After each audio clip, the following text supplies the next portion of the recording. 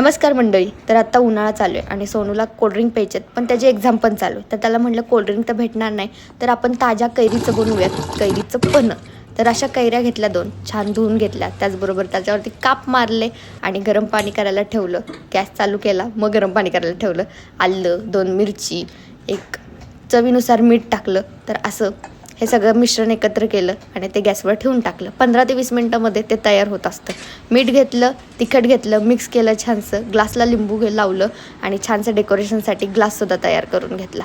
त्याचबरोबर आपलं शिजलेलं हे जे कैरी आहे ते एकदम रेडी झालेली आहे. तर ही मिरची खायची नाही बरं का, त्रास होतो. त्याच्यामुळं ते गर काढून घेतले सगळ्या पूर्ण कैरीचे. साखर, जिरं ह्या गोष्टी का टाकल्या, त्यामुळे थंडता राहते आपल्या शरीरामध्ये. त्याचबरोबर हा जो गर दिसतोय तो वर्षानुवर्ष टिकतो. फ्रीजमध्ये ठेवा तुम्ही स्टोअर करून. आणि मग मिक्स केलं हे सगळं मिश्रण, त्यामध्ये पाणी ओतलं आणि सुंदर असा हा आपला कैरीचं पन्ह तयार झालेलं आहे.